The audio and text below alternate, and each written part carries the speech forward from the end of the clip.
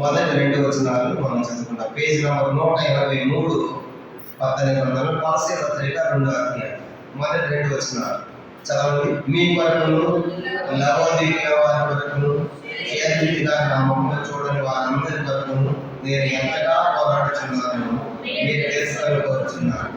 వారి ప్రేమ యందు అతుకబడి సంపూర్ణ గ్రహింపు యొక్క సకలేశ్వరము కలిగిన వారి దేవుని మార్గంలో క్రీస్తును స్పష్టంగా తెలుసుకున్న వారి తమ హృదయంలో ఆదరణ పొందవలని వారందరి కొరకు పోరాడుచున్నాను. ప్రభు వాక్య భాగం దీవించి మనందరితో మాట్లాడుతున్నారు. ప్రార్థన. తనలో పొందిన మా తండ్రి పరిశుద్ధ దేవాన్ని స్తోత్రాలు. ఈ రాత్రికాల సమయంలో పాఠం ద్వారా మీ నామాన్ని మహిమపరచుకున్నందుకు స్తోత్రములు. తిరిగి చదవడం వాక్య భాగము కొలస్సీ పత్రిక 2వ అధ్యాయం మొదటి 2 వచనాలు. అపోస్తలుడైన పౌలు మరి కొలస్సీ సంఘము, లవోదికయ సంఘము, హీరపోలి సంఘముల కోసం చేసిన ప్రార్థన ఏమో ధ్యానం చేయబోతుండగా మీరే సహాయం చేయండి. 2వ పార్టీగా మరి మొదటి సంగతి కూడా ఉపవాస ప్రార్థన ధ్యానం చేస్తాం. దాని కొనసాగింపుగా ఇంకా వాళ్ళు ఎట్లా ఉండాలని ప్రార్థిస్తున్నారు అనే సంగతి కూడా మరి జ్ఞాపకం చేయబోతున్న సహాయం చేయండి. ఈ వాక్యం గురించి వడ్డించి మాకు తృప్తిపరిచి ఎలా ప్రార్థించాలని కూడా కావాల్సిన వాకులు మాకు దయచేయండి, సహాయపడవాలి. యేసు ప్రభు నామమున ప్రార్థించి వేడుచున్నాము తండ్రి. ఇక్కడ మనం చదువుతున్నటువంటి వాక్య భాగము అపోస్తలుడైన పౌలు కొలస్సీ సంఘానికి రాసిన పత్రిక 2వ అధ్యాయం మొదటి 2 వచనాలు మనం చదువుకున్నాము. కొలస్సీ సంఘం అన్నది పౌలుగా స్థాపించలేదు అనే సంగతి మనం ఆదివారం ధ్యానం చేసాము. తర్వాత ఉపవాస ప్రార్థనలు కూడా చెప్పారు. అపోస్తలుడైన పౌలు గారు అపోస్తలుల కార్యం 19వ అధ్యాయం 10వ వచనంలో ఆసియా మరి ఎఫెసు అనే ప్రాంతంలో ఉండగా మరి అనేక మంది చుట్టుపక్కల ప్రాంతాల్లో వాళ్ళు వచ్చి పౌలు గారి దగ్గర వాక్యాలు నేర్చుకున్నారు. ఎఫెసు అనేటువంటి పట్టణంలో ఆ ప్రాంతంలో ఉండగా 2 సంవత్సరాలు పౌలు గారు తొర్రలు అనేటువంటి ఒక పాఠశాలలో బైబిల్ తరగతులు బోధించినప్పుడు చుట్టుపక్కల చాలా మంది వాక్యాన్ని విన్నారు, మార్పు పొందారు. చాలా మంది సేవ కూడా చేశారు. అలాగా వచ్చి వాక్యం విని మార్పు పొంది సేవ చేసిన వారిలో ఒక వ్యక్తి ఎపఫ్రా మనం చదువుకున్నాము. ఆ ఎపఫ్రాది కొలస్సీ పట్టణం సుమారుగా ఎఫెసు పట్టణానికి 150 కిలోమీటర్లు ఉండగా మరి ఆయన ప్రయాణం చేసి అక్కడికి వెళ్ళి పౌలు గారి దగ్గర వాక్యం విని ఆయన మార్పు పొందాడు. ఆ తర్వాత ఆయన కొలస్సీ తన సొంత ప్రాంతానికి వచ్చి అక్కడ సువార్త ప్రకటించినప్పుడు సంఘం ఏర్పడింది కొలస్సీలో. దానికి సమీపంలో లవోదికయ అనేటువంటి పట్టణం ఉంది. అక్కడ సువార్త ప్రకటించాడు. తనకి అక్కడ సంఘం ఏర్పడింది. ఆ తర్వాత హీరపోలి అనేటువంటి పట్టణం ఉంది. అక్కడ సువార్త ప్రకటించాడు. అక్కడ సంఘం ఏర్పడింది. ఇలా 3 సంఘాలు కూడా మరి ఎపఫ్రాని స్థాపించినట్లుగా 4వ అధ్యాయం 12-13 వచనాలను మనం చూస్తాం.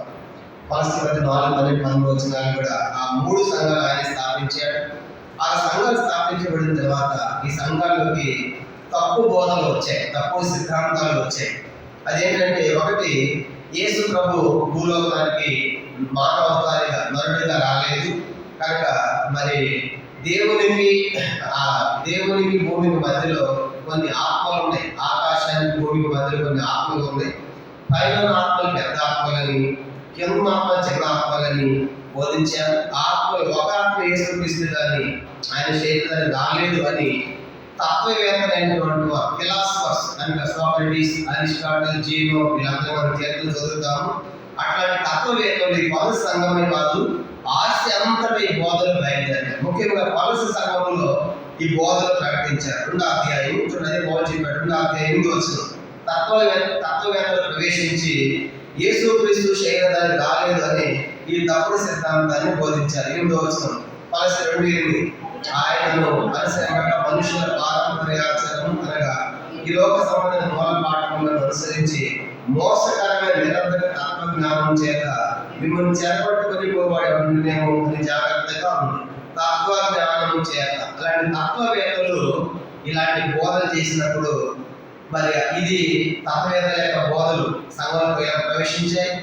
కొంతమంది యువత నాయకులు వచ్చి ఏమన్నారంటే, మనం ధర్మశాస్త్రాన్ని పాటించాలి, అమావాస్యను పాటించాలి, విశ్రాంతాన్ని పాటించాలి, పండుగలు పాటించాలని మరొక తప్పుడు సిద్ధాంతం వచ్చింది. 2వ అధ్యాయం 16వ వచనం కొలస్సీ 2:16 చూడండి. కాబట్టి అన్నపాన విషయంలో నేను, పండుగ, అమావాస్య, విశ్రాంతి విషయంలో నేను మీకు తీర్పు తెచ్చా ఎవరికి అవకాశము ఇవ్వండి. ఇలాంటి తప్పు బోధలు ఎప్పుడైతే కొలసి సంఘంలో ఈ రెండు సిద్ధాంతాలు వచ్చాయో, యేసుక్రీస్తు చేయలేదని రాలేదని ఒక సిద్ధాంతం అయితే, రెండో సిద్ధాంతము యోధా నాయకుల సిద్ధాంతం ఏంటంటే ధర్మశాస్త్రం పాటించాలి, పండుగలు పాటించాలి, అమావాస్య ఇస్రాయేలు పాటించాలని చెప్పినప్పుడు వాటిని సరి చేయడానికి యెహోవాకు సామర్థ్యం సరిపోలేదు. అని వాళ్ళు గద్దించడానికి సరైనటువంటి సామర్థ్యం యెహోవా లేని కారణం చేత పౌలు గారిని కలుసుకోవాలనుకుంటాడు. పౌలు గారు ఆల్రెడీ రోమా చెరసాల ఉంటాడు పౌలు గారు. అలాంటప్పుడు రోమా చెరసాలటువంటి పౌలు గారిని కలుసుకోవడానికి కొలస్సీ ప్రాంతం నుంచి సుమారు 1600 కిలోమీటర్లు ప్రయాణం చేసి కొలస్సీ నుంచి రోమా చెరకెళ్ళి పౌలు గారికి సంగతి చెప్తారు. ఈయన కూడా అరెస్ట్ అయిపోతాడు యెహోవా కూడా. ఆ పౌలు గారు చెరసాల జైల్లో ఉంటాడు. అదే ఫిలిమోను పత్రిక 23వ వచనంలో ఉంటాడు. ఆ తర్వాత ఈ కొలస్సీ సంఘానికి లెటర్ రాసి ఉత్తరం రాసి తూకి కలిగినటువంటి ఒక వ్యక్తి ద్వారా ఆయన కొలస్సీ సంఘాన్ని పంపిస్తారు. అప్పుడు ఈ పత్రిక ఎవరో చదువుకోమంటాడు. ఈ కొలస్సీ పత్రిక ఎవరో కొలస్సీ సంఘానికి కాదంట, ఎవరో చదువుకోవాలి? 4వ అధ్యాయం కొలస్సీ పత్రిక 4వ అధ్యాయం చూడండి. ఎవరో చదువుకోమన్నాడు? 15-16 వచనాలు. కొలస్సీ పత్రిక 4వ అధ్యాయం 15-16. లవోదికీయులో ఉన్న సహోదరులకు నొంబాకు వరింటున్న సంఘములకు వందనములు చెప్పి 16 చదవండి. ఈ పత్రిక మీరు చదివించుకున్న తర్వాత, మీరంటే ఎవరు? కొలస్సీ చదువుకున్న తర్వాత ఎవరికి వారంట? లవోదికీయ వారి సంఘంలోను చదివించుడి. లవోదికీయ రాసిన పంపిన పత్రికను మీరు చదివించుకున్న కనుక మీ చదువుకుని నెక్స్ట్ లవోదికీయ సంఘంలో వాళ్ళకు చదివించండి. ఈ పత్రిక ఏ పత్రిక? కొలస్సీ పత్రిక. కాబట్టి ఇవన్నీ కూడా ఈరుకోలి కూడా ఈ సంఘానికి ఈ పత్రిక చదివించుకొని కొలస్సీలో వాళ్ళు కూడా ఏమంటే పత్రిక రాశారు. అట్లాగా పౌలు గారికి ఈ కొలస్సీ సంఘం గురించి మరి ఆయన ఎప్పుడు రాలేదు. కొలస్సీ ఆయన ఎప్పుడు కూడా రాలేదు, ఎప్పుడు చూడలేదు. కొలస్సీ సంఘంలో విశ్వాసం కూడా ఎవరు పౌలు గారి పరిచయము లేదు. అదే 2వ అధ్యాయం ఏమంటారు? 2వ అధ్యాయం 1వ వచనంలో మీ కొరకు అంటే కొలస్సీ కొరకు, తర్వాత లవోదికీయ వారి కొరకును శరీర రీతిగా నా ముఖము చూడని వారందరి కొరకు నేను ఎంతగా పోరాడుచున్నాను. కానీ మేము ఎప్పుడు చూడలేదు, ముఖాముఖి మేము చూడలేదు, కానీ మీకోసం నేను ఏం చేస్తున్నాను? పోరాడుచున్నాను. కనుక దేంట్లో పోరాడుతాడు? ఆయన ప్రార్థనలో పోరాడుతున్నాను. దేనికోసం? ఆయన వాళ్ళ గురించి ఏమన్నాడు? కనుక వాళ్ళ గురించి 3 సంగతులు చెప్పాడు. కనుక కొలస్సీ గురించి పౌలు గారు మరి తప్పుడు సిద్ధాంతాలు వచ్చే రెండు సంగతులు చెప్పినప్పుడు, 2 తప్పుడు సిద్ధాంతాలు చెప్పినప్పటికీ ఈ కొలస్సీ సంఘం అంట 3 మంచి విషయాలు కలిగి ఉంది. 1వ అధ్యాయం 3-4 వచనాలు. కొలస్సీ పత్రిక 1వ అధ్యాయం 3-4 చూడండి. పరలోకమందు మీకు ఉంచబడిన నిరీక్షణను బట్టి క్రీస్తు నందు మీకు కలిగిన విశ్వాసమును గురించి, పరిశుద్ధులందరి మీద మీకున్న ప్రేమను గురించి చూశారు. కాబట్టి 3 సంగతులు చాలా బాగుంటున్నాయి. కనుక కొలస్సీ సంఘము 3 అద్భుతమైన లక్షణాలు కలిగి ఉంది. ఒకటి, పరలోక నిరీక్షణ కలిగారు. కనుక వాళ్ళు పరలోకమందున్న నిరీక్షణ అనగా యేసు వస్తాడు, మమ్మల్ని తీసుకుని పోతాడనే నిరీక్షణతో జీవిస్తున్నారు. రెండవది, క్రీస్తు నందు వాళ్ళు కూడా విశ్వాసం. కనుక వాటి నిరీక్షణ ఉంది. రెండవది, వాళ్ళకి విశ్వాసం ఉంది. మూడవదిగా పరిశుద్ధులందరి మీద వాళ్ళకి ఉందంట ప్రేమ. కనుక ఈ 3 చాలా ప్రాముఖ్యమైన విశ్వాస జీవితంలో. కనుక అందుకే 1 కొరింథీ పత్రిక 13వ అధ్యాయం 13వ వచనంలో 1 కొరింథీ 13:13 ఏమన్నాయంటే కాగా విశ్వాసము, ప్రేమ, నిరీక్షణ ఈ 3 నిలిచిన వీటి శ్రేష్టమైనది ప్రేమ. కాబట్టి ఇప్పుడు ఈ 3 నుంచి అర్థమైతే వాడు అద్భుతమైన లక్షణాలు కలిగిన కొలస్సీ సంఘం. కనుక వాడు నిరీక్షణ కలిగిన వారు, విశ్వాసం కలిగిన వారు, ప్రేమ కలిగిన వారు ఎప్పుడు నిలిచి ఉంటాయి. వాటిలో శ్రేష్టమైనది ప్రేమే. కాబట్టి ఇప్పుడు కొలస్సీ సంఘము ఈ 3 సంగతులు కలిగి ఉన్నందుకు పౌలు గారు ఎంతో సంతోషపడి ఆ సంఘం కోసం ఏం చేశాడంటే ఆయన చూడండి, ఏం చేశాడంటే ఆయన ప్రార్థన చేస్తున్నాడు. 3-4 వచనాలు మేము వినినప్పుడు ఎల్లా మీ నిమిత్తము ప్రార్థన చేయొచ్చు. మేము విన్న తర్వాత ఎల్లప్పుడూ కోసం ప్రార్థిస్తున్నాము అన్నాడు 4వ వచనంలో. 9వ వచనంలో ఏమన్నాడు? 9 ఈ సంగతి విన్న నాటి మేము మీ నిమిత్తం ప్రార్థన చేయక మానకంట. కనుక రెండవది మానక మేము ప్రార్థన చేస్తున్నాం కొలస్సీ సంఘం కోసం. ఆయన 4వ వచనం ఎల్లప్పుడూ ప్రార్థిస్తున్నాను మీకోసము. రెండవదిగా మానక ప్రార్థిస్తున్నాను. మూడవది ఎట్లా ప్రార్థించాడంటే ఆయన 3వ సంగతి మనం చదువుకుంటాము 12వ వచనం చివరిలో దేవుని బతిమాలుచున్నాను. మూడవదిగా మీకోసం దేవుని బతిమాలుకుంటున్నాను. పౌలు యొక్క ప్రార్థన ఫలస్తీయుల కోసం 3 విధాలుగా చేశాడు. ఒకటైనా ఎల్లప్పుడూ ప్రార్థిస్తున్నాడు 4వ వచనంలో. 9వ వచనంలో మానక ప్రార్థిస్తున్నాడు. 12వ వచనం చివరి భాగంలో బతిమలాడుకున్నాడు, అడుగుతున్నాడు దేవుడు, అయ్యా కొలసలు అని చెప్పి సలాన్న మీకోసం ప్రార్థిస్తున్నాడు. ఎట్లా దేనికోసం ప్రార్థించాడో 9, 12 వచనాల్లో 7 సంగతులు మనం ఉపవాసాలను ధ్యానం చేసాము. ఇప్పుడు అది చెప్పదలుచుకోవట్లేదు, ఆల్రెడీ చెప్పాను, యూట్యూబ్ లో కూడా ఉంది, వినవాలి. ఈరోజు 2వ అధ్యాయంలో ఇంకా ఏమని ప్రార్థిస్తున్నాడు అనిపిస్తున్నప్పుడు ఆయన మొదటి మనం ధ్యానం చేసిన దేవుని ప్రార్థించాడంటే ఊరికే చదివేసి మనం ఉంటాను. 9, 12 వచనాల్లో మొదటిది మీ సంపూర్ణ జ్ఞానం ఆత్మ వివేకం గల ఉండాలని ఒకటి, రెండవదిగా ఆయన చిత్తమును సంపూర్ణంగా గ్రహించాలని, మూడవదిగా ప్రతి సత్కార్యములో సఫలమవ్వాలని, నాలుగవది దేవుని విషయమైన జ్ఞానవంత అభివృద్ధి పొందాలని, అన్ని విషయాల ప్రభువును సంతోష పెట్టాలని, తర్వాత ఆయనకు తగినట్లుగా నడుచుకోవాలని, తర్వాత ఆనందంలో పూర్ణమైన ఓర్పు దీర్ఘశాంతం మీలో ఉండాలని,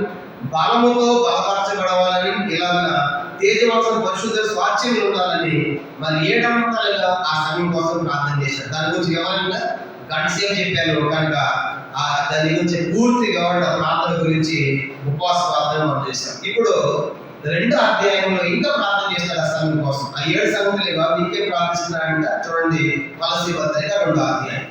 ఫలస్తీ పత్రిక 2వ అధ్యాయం. ఇప్పుడు ఇవన్నీ కూడా విన్న తర్వాత ఆయన ఏమని ప్రార్థిస్తున్నాడు? 2వ వచనం 2వ అధ్యాయం 1వ వచనం, మీ కొరకు అంటే ఫలస్తీ వరకును లవోదిక వారి వరకును చేతిగా నమ్మకం చూడండి, వారందరి కొరకు నేను ఎంతగా పోరాడుతున్నానో మీరు తెలుసుకొని కోరుచున్నారు. ఒకటి, వారు ప్రేమ యందు అతుకబడి, అది మొట్టమొదటి సంగతి.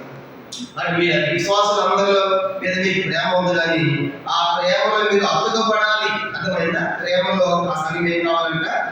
మీ ప్రేమలో మీరు అతుకబడాలి అనేది ఆయన జ్ఞాపకం చేశారు. ప్రభు ఆ సంఘము ప్రేమలో అతుకబడాలి. అక్కడ ప్రేమ ఉంది కానీ అది విడిపోకుండా అది అతుకబడే ప్రేమ. ఇప్పుడు సిమెంట్ 2 రాళ్ళకు మొదలు సిమెంట్ వేసామనుకుంది, అదేమవుతుంది ఒక కాసేపటికి అతుకుపడుతుంది, అది తీసిన గట్టిగా ఉంటుంది అనమాట. అలాగే ఇప్పుడు ప్రేమలో అతుకుపడాలి. అర్థమైందా? కానీ కారణం ఏంటంటే ఈ దినాల్లో మరి ప్రేమ కోల్పోయే దినాల్లో మనం ఉన్నాం. అది బైబిల్లో రాయబడుతుంది కదా. ప్రభు చెప్పాడు, ఆక్రమిస్త నుంచి అనేకుల ప్రేమ చాలా అయిపోయింది. కాబట్టి ఈ రాత్రి ప్రేమలో అతుకుపడాలి. ప్రభు సంఘాల్లో ప్రేమ పొదువైపోయింది కనుక దేవుని ప్రేమించేది తక్కువైపోయింది.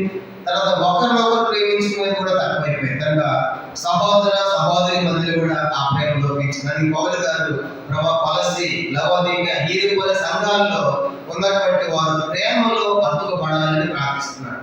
ప్రేమ ఉంటే జరుగుతుందంట కనుక ప్రేమ ఉంటే ఒకటి అతుకుపడతారు, కలిసి ఉంటారు. అక్కడ బట్టి చెప్పండి, కలిసి ఉండడం ఐక్యత చూపిస్తుంది. ఇంకా ప్రేమ ఉంటే ఫిలిప్పీ పత్రిక 2వ అధ్యాయం. రెండవదిగా మొదటిది ప్రేమ ఉంటే అతుకుబడి జీవిస్తారు, ఐక్యంగా ఉంటారు. రెండవది ఫిలిప్పీ రాష్ట్ర పత్రిక 2వ అధ్యాయం. ఫిలిప్పీ 2వ అధ్యాయము 1వ వచనం చూడండి. ప్రేమ ఉంటే ఏమవుతుందంట? ప్రేమ ఉంటే ఆదరిస్తారంట. ఫిలిప్పీ 2వ అధ్యాయము 1వ వచనం. ఫిలిప్పీ 2వ అధ్యాయం 1వ వచనం, ఆరు క్రీస్తునందు ఏకైకను ప్రేమ వలన ఆదరణ చాలండి. ప్రేమలో ఏమందంట? ఆదరణ. కానీ ప్రేమలో అతుకుపడటం అంటే ప్రేమలో ఆదరణ. ప్రేమలో అతుకుపడటం ఐక్యత ఉంటుంది. రెండవది ప్రేమలో ఆదరణ ఉంటుంది. మూడవది 1 పేతురు పత్రిక 4వ అధ్యాయం. 1 పేతురు పత్రిక 4వ అధ్యాయము 8వ వచనం. 1 పేతురు పత్రిక 4వ అధ్యాయము 8వ వచనం కూడా చూడండి. ప్రేమ అనేక పాపములను కప్పును కనుక అన్నిటికంటే ముఖ్యంగా ఒకరి యెడల ఒకటి మిక్కుటమైన ప్రేమ గలవారై. కానీ మూడవదిగా ప్రేమ ఏం చేస్తుందంటే ప్రేమ ఉంటే అనేక పాపములను కప్పుతుంది. కానీ వాళ్ళు అట్లాంటి ప్రేమ ఉంటారు. ఒకటి ప్రేమ అతుకుపడేట్టుగా ఐక్యంగా చేస్తుంది. రెండవది ప్రేమ ఆదరిస్తుంది. మూడవది ప్రేమ పాపములన్నింటినీ కప్పుతుంది. నాలుగవదిగా ప్రేమ ఏం చేస్తుంది? ఎఫెసీ పత్రిక 4వ అధ్యాయం. ఎఫెసీ పత్రిక 4వ అధ్యాయము 16వ వచనం. ఎఫెసీ పత్రిక 4వ అధ్యాయము 16వ వచనం. ఎఫెసీ 4:16 చదువుకుంటాము. ఆయన శిరస్సై ఉన్నాడు, ఆయన నుండి సర్వశరీరము చక్కగా అమర్చబడి తనలో ఉన్న ప్రతి అవయవము తన పరిమాణం చొప్పున పనిచేయుచుండగా ప్రతి కీడు వల్ల కలిగిన బలము చేత అతకబడి తర్వాత ప్రేమ యందు తనకు క్షేమాభివృద్ధి కలిగినట్లు శరీరం అభివృద్ధి కలిగేసుకున్నది. తనకు ప్రేమ ఉంటే క్షేమాభివృద్ధి ఉంటుంది కనుక ప్రేమ క్షేమాభివృద్ధిని తీసుకొస్తుంది అని పౌలు గారు ఇప్పుడు వాళ్ళు అర్థపడాలి, వాళ్ళు ఆదరించబడాలి, ఎందుకు తప్పుకోవాలి ఆదరించబడాలి, వాళ్ళు ఒకరినొకరు క్షమించుకొని కనుక ఇంకా ప్రేమలో తప్పుదని కప్పి కనుక ఆ ప్రేమతో కప్పబడి ముందు కొనసాగాలి. తర్వాత వాళ్ళు క్షేమాభివృద్ధి చెందాలని పౌలు గారు మొదటి రాత్రి జ్ఞాపకం చేస్తున్నారు కనుక వాళ్ళ ప్రేమ ఎందుకు అతకబడాలి అని ప్రార్థిస్తున్నారు. కానీ రాత్రి మనం కూడా అదే కనుక వాళ్ళ సంఘం లాగా నాలో నిరీక్షణ ఉండాలి, నాలో విశ్వాసం ఉండాలి, నాలో ప్రేమ ఉండాలి. వీటిలో శ్రేష్టమైన ప్రేమే కాబట్టి ఇవన్నీ లోపించిన దినాల్లో నేను కలిగి ఉండాలి. ఎంత మాత్రమే కాదు, ఈ ప్రేమలో నేను అతకబడి ఉండాలి అని మనం ప్రార్థన చేయాలి. మొదటి రెండో చూద్దాం కొలస్సీ పత్రిక. రెండవదిగా ఇంకా వాళ్ళు ఎట్లా ఉండాలని ప్రార్థిస్తున్నాడు. కొలస్సీ పత్రిక 2వ అధ్యాయం ఆ తర్వాత భాగము 2వ వచనం తర్వాత భాగం సంపూర్ణ గ్రహింపు యొక్క సకలైశ్వర్యము కలిగిన వారే. రెండవదిగా మనం గమనించమంటే సంపూర్ణ గ్రహింపు యొక్క సకలైశ్వర్యము కలిగి ఉండాలి. రెండవదిగా సంపూర్ణమైన గ్రహింపు కలిగి ఉండాలి అంటారు. రెండవది ఏంటంటే సంపూర్ణమైన గ్రహింపు. ఇది చాలా ప్రాముఖ్యమైనది. దేవుని యొక్క వాక్యం వినడం వేరే, దాన్ని గ్రహించడం వేరే. కానీ చాలా మంది ఉంటారు కానీ గ్రహించేవాళ్ళు కొద్దిగా. దేవుని యొక్క వాక్యం విన్న తర్వాత వినిగట్టు నువ్వు గ్రహించకపోతే ఏమవుతుంది? అది చెప్పడం. కానీ విని గ్రహించకపోతే ఏమవుతుంది? మత్తయి సువార్త 13వ అధ్యాయం చూడండి. విని గ్రహించకపోతే నువ్వు విని కనుక దాన్ని అర్థం చేసుకొని గ్రహించకపోతే ఏమవుతుందంటే మత్తయి సువార్త 13వ అధ్యాయం 19వ వచనం. మత్తయి సువార్త 13వ అధ్యాయము మత్తయి సువార్త 13వ అధ్యాయం 19వ వచనం అందరం కలిసి మత్తయి 13:19 చదవండి. ఎవడైనా రాజ్యమును గూర్చిన వాక్యం విని గ్రహింపై ఉండగా ఏమైందంట? దుష్టుడు వచ్చి మన హృదయం ఎంతమంది దాన్ని ఎత్తుకొని పోవు అని అర్థమే. చూసావా? చాలా ప్రాముఖ్యమైన మాట. నువ్వు వాక్యాన్ని విని కనుక గ్రహించుకొని వెళ్ళిపోతా ఉంటే ఏదో రొటీన్గా ఏదో సగప్రాంతంగా వచ్చాను కానీ వాక్యం చదివా అని చెప్పేసి నువ్వు గ్రహించుకుంటూ వెళ్ళిపోతే విన్నది హృదయంలో ఉండదంట. ఎంత అప్పాలేం చేస్తాడు వాడు? ఎత్తుకొని పోతాడు. కానీ దాన్ని విన్నట్టుగానే ఉంటారు కానీ మీ లోపల వాక్యం పంచే వాక్యం ఉండదు. అర్థమైంది. కాబట్టి మనం వినేది గ్రహించాలి. ఇది చాలా ప్రాముఖ్యమైనది. ఆహారం కూడా తినండి, ఆహారం కూడా చూడండి. తిన్నప్పుడు నోటికి రుచిగా ఉంటే ఏం చేస్తాం? కాస్త ఎక్కువ దాన్ని అర్థం ఏంటి? అర్థమైంది. రుచి గ్రహించాలి కనుక అది రుచిగా లేకపోతే తినం. అలాగే ఇప్పుడు వాక్యం కూడా మనం వింటున్న వాక్యాన్ని మనం గ్రహించుకోకపోతే అర్థం చేసుకోకపోతే నీ లోపల వాక్యం కనుక విన్నదంతా ఒట్టి వ్యర్థమైపోయింది. అపవాది సాతానుడు ఎత్తుకుపోయాడు. అందుకే ఇప్పుడు పౌలు ప్రార్థన ఏంటంటే ప్రభు ఆ సంఘంలో మంచి బోధ ఉంది కనుక ఎపఫ్రా ఎంత మంచి బోధించాడు ఆయన. ఎపఫ్రా ద్వారా మీరు ఎన్నో సంగతులు నేర్చుకున్నారని చెప్పాడు పౌలు గారు. ఇన్ని మంచి సంగతులు ఉన్నటువంటి పౌలు సంఘంలో ఈ తప్పు బోధలు వచ్చిన కారణం చేత వాళ్ళు ఎక్కడ గ్రహించకుండా వాక్యాన్ని అపార్థం చేస్తుంటారని పౌలు గారు ప్రభు ఈ పౌలు సంఘం లవోదికీయ సంఘాల ప్రజలు ఈ తప్పు బోధనకు లోను కాకుండా నీ యొక్క వాక్యాన్ని వాడు ఏం చేయాలి? గ్రహించాలి. అది చాలా ప్రాముఖ్యం. వాక్యాన్ని గ్రహించాలి. ఎందుకు మనం వాక్యాన్ని గ్రహించలేకపోతున్నాం? కీర్తన 82వ కీర్తన. ఎందుకు వాక్యాన్ని వింటున్నా కానీ గ్రహించలేదంటే తెలివి లేదు కనుక. తెలివి లేకపోతే గ్రహించలేమంట. 82వ కీర్తన 82:5 వచనం.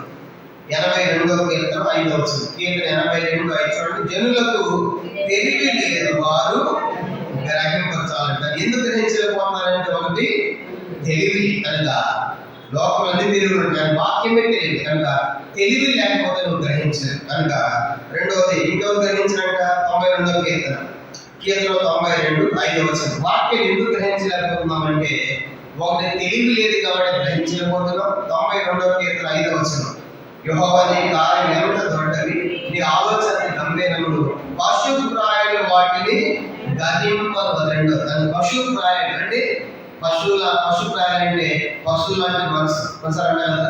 నువ్వు జంతువు మనిషి అంటారు అట్లాగా, నువ్వు జంతువు మనుషులు అంటారు కదా. అట్లాగా నువ్వు పశువులు నీకు అర్థం కావట్లేదు కనుక నీకు తెలివి లేదు, అది నీకు అర్థం కావట్లేదు. అంటే తెలివి లేకపోవడం వల్ల గ్రహించలేకపోతున్నాం. పశుప్రాయులుగా అయితే గ్రహించలేదు కనుక మనం పశువులు కాదు కదా.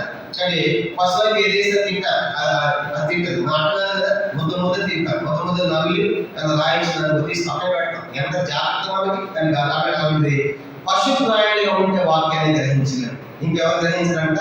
సామెతల గ్రంథం 28. ఎందుకు గ్రహించలేకపోతామంటే సామెతల గ్రంథం 28 5వ వచనం, సామెతలు 28, సామెతల గ్రంథం 28వ అధ్యాయం 5వ వచనం. దుష్టులు న్యాయం పెట్టేదైనను గ్రహింప. దుష్టత్వం కనుక సాతాను పట్టేసి కనుక, అందుకే నువ్వు గ్రహించలేకపోతున్నావు. సాతాను నీ యొక్క ఆలోచన పట్టేసి నువ్వు గ్రహించలేవు. అందుకే యేసు ప్రభువుతో పాటు ఇస్కరియోతు పక్కనే ఉన్నాడు. ఇప్పుడు చెప్పిన బోధనని పత్రము శిష్యుడు ఉన్నాడా, యోధా కూడా ఉన్నాడా? ఏదో కూడా ఉన్నాడు. కానీ ఇతను ఆలోచన సాధన చేసిందంట పట్టేసి. అందుకే అతనికి అర్థం కాదు, గ్రహించలేకపోయాడు. దుష్టుడు వాక్యాన్ని గ్రహించకుండా చేస్తాడు. అందుకే వాక్యం నేను చెప్పేటప్పుడు చాలా జాగ్రత్తగా ఉన్నాను కనుక, అందుకే నువ్వు వాక్యం మీద గ్రహించుకొని వెళ్ళిపోతే నీ లోపల వాక్యం ఎత్తుకొని పోతాడు. అందుకే రాఘవ ఈ పద సంఘము వాక్యం ఏం చేయబడి సంపూర్ణమైన గ్రహింపు కలిగి ఉంటాను. అది ప్రార్థన. కాబట్టి నాకు మనం కూడా ఎన్నో సంగతి నేను వింటున్నాను, అవి నేను మర్చిపోకుండా గ్రహించాలి. రాత్రి యోసేపు కూడా బైబిల్ స్టడీ చెప్పిన తర్వాత చాలా మంది వచ్చి కలిసారా చాలా సంగతులు చెప్తున్నాం, మాకు మేము మర్చిపోతున్నాం అన్నట్టున్నారు.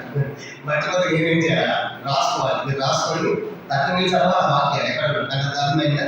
నేను రాసుకోండి కొన్నిసార్లు, నేను కూడా మర్చిపోతాను. కానీ అప్పుడు బాగా నేను రిజర్వ్ చేసుకుంటాను. కాబట్టి మర్చిపోయేది మానవ సహజం. అయితే వాటిని ఏం చేయాలి? మనము రాసుకుని మళ్ళీ వాటి చదివినప్పుడు మనకి జ్ఞాపకానికి వస్తాయి. కాబట్టి అలాగే వాళ్ళ వాక్యాన్ని మనం గ్రహించలేకపోతున్నాం. కాబట్టి అందుకే మరి మొదటి కొరింథీ పత్రిక చూడండి ఏమంటే పౌలు రాస్తాడు. ఎందుకు గ్రహించలేకపోతున్నాం అంటే మొదటి కొరింథీ పత్రిక 2వ అధ్యాయం, మొదటి కొరింథీ పత్రిక 2వ అధ్యాయం, మొదటి కొరింథీ పత్రిక 2వ అధ్యాయం 9 నుంచి నేను చదువుతాను.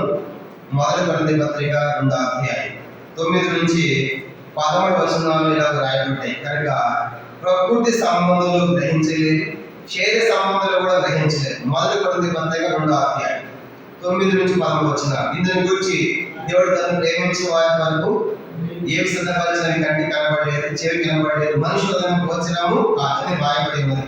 మనకైతే దేవుడు వాటన్నింటినీ తన ఆత్మ వలన బయలుపరిచి ఉన్నాడు. అతను ఎందుకంటే ఆత్మ వలన బయలుపరుస్తాడు. తర్వాత ఆత్మ అన్నింటినీ దేవుడి మర్మంలో కూడా పరిశోధించుతున్నాడు.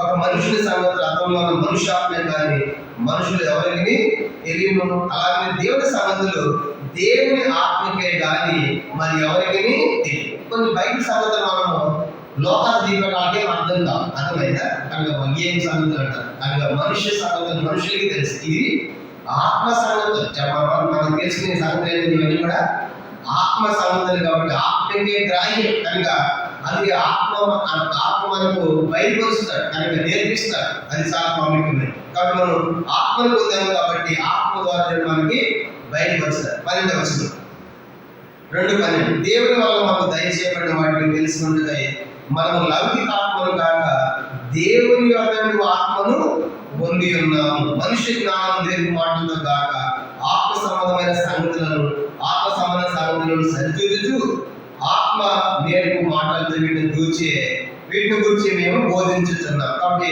ఆత్మ సంగతులు ఆత్మమైన మాటలే మనం పోల్చుకోవాలి. అట్లాగే మనం దిగిన వాటిని మనం గ్రహించాలి. కాబట్టి రాత్రి మరి పౌలు యొక్క ప్రార్థన ఏంటంటే, ఒకటి ప్రభా కలసి సంఘం మిగతా సంఘాలు కూడా వాళ్ళ ప్రేమలో అర్థపడాలి. మొదటి ప్రార్థన. రెండవదిగా వాళ్ళ సంపూర్ణమైన గ్రహింపు వాళ్ళు కలిగి ఉంటారు. అనగా మరి విన్నటువంటి వాక్యం ఆపాదించుకొని పోకుండా ఆ వాక్యం కలిగించాలన్నది రెండవ ప్రార్థనగా మనం చూస్తాం. మూడోది మనం చేస్తున్నాడు అది చూసిన ప్రార్థనకి వెళ్దాం. కొలస్సీ పత్రిక 2వ అధ్యాయం 3వ మనం వాళ్ళ కోసం చేసిన ఒకటి వాళ్ళ ప్రేమలో అర్థపడాలి. రెండవదిగా సంపూర్ణమైన గ్రహింపు యొక్క సకలేశ్వరం కలిగి ఉండాలి, గ్రహించాలి. వాళ్ళు మూడవది చూడండి 2వ వచనం కొలస్సీ 2:2 దేవుని మర్మమై ఉన్న క్రీస్తును స్పష్టముగా తెలుసుకున్న వారి తమ హృదయంలో ఆదరణ పొందవలని వారందరి వరకు పోరాడు. మూడవదిగా వాళ్ళ పౌలు గారి ప్రార్థన అంటే వారు దేవుని మర్మమైన క్రీస్తు కానీ ఆయన మర్మముగా ఉన్నాడు, స్పష్టంగా తెలుసుకోవాలి. ఎందుకంటే ఈ మాట ప్రార్థన చేస్తుంటే యేసుక్రీస్తు శరీరానికి ఆరాధన చెప్పాడుగా. అలాంటప్పుడు ఈ తప్పు వచ్చింది కాబట్టి వాళ్ళ దేవుని మర్మమైన క్రీస్తు తెలుసుకోవాలి. దాని అర్థమైంది. కాబట్టి దేవుని మర్మమైన క్రీస్తు ఎవరు? ఆ మర్మము 9వ వచనం 2వ అధ్యాయం 9వ వచనం చూడండి 2:9 ఏలైనా దేవత్వం యొక్క సర్వ పరిపూర్ణత శరీరము క్రీస్తునందు నివసించుతున్నాం. కాబట్టి దేవత్వం అంతా క్రీస్తులో ఉంది కనుక ఆయన శరీరాన్ని కాదని తక్కువని నమ్మవద్దు. కనుక ఆ దేవత్వం యొక్క పరిపూర్ణత అంతా కూడా శరీరంలో మనం క్రీస్తులో చూడవచ్చు. ఇంకా క్రీస్తులో మనకి ఏముంది? 2వ అధ్యాయం 3వ వచనం, Colossae 2:3 చూడండి. బుద్ధి జ్ఞానముల సర్వ సంపదలు ఆయన అందే గొప్ప సకల ఐశ్వర్యాలు ఆయనలో ఉన్నాయి కాబట్టి అని అంటాడు. 17వ వచనం 2వ అధ్యాయం 17, ఇవి రాబో ఛాయ గారి నిజ స్వరూపము క్రీస్తులో ఉన్నది. కాబట్టి ఎన్ని చెప్పి ఈ 3వ ప్రార్థన అనేది చాలా ప్రాముఖ్యమైనది. ఈ తపోద వచ్చిన సంఘం తపోద వచ్చిందిగా, యేసుక్రీస్తు శరీరానికి రాలేదనేటువంటి తపోద వచ్చిన కాడించిన పౌలు గారు యేసుక్రీస్తు శరీరానికి వచ్చాడు, ఆయన మర్మంలో ఉన్నాడు. అప్పుడు తెలుసుకోవాలి ఆయన ఆ క్రీస్తులోనే దైవత్వం ఉంది, ఆ క్రీస్తులోనే సకల ఐశ్వర్యాలు ఉన్నాయి, సకల సంపదలు ఉన్నాయి, ఆ క్రీస్తు నిజ స్వరూపం అని పౌలు గారు వారికి తెలియజేసే పత్రికలో ప్రభావీయుడు క్రీస్తు మర్మముగా ఉన్నాడని స్పష్టంగా తెలుసుకోవాలి. కానీ స్పష్టంగా తెలుసుకొని వాళ్ళు ఆదరణ పొందాలని తప్పు బోధలకు పోయి నిజాన్ని తెలుసుకొని ఆదరించబడిన సంఘాన్ని బోధన చేసే 3వ ప్రార్థనగా మనం చూస్తాం. కాబట్టి అందుకే మరి యేసుక్రీస్తు శరీరానికి రాలేదంటే అందుకే మనం రాశాడు 1వ అధ్యాయం చూడండి. ఆయన రక్త మాంసాలు వచ్చాడు.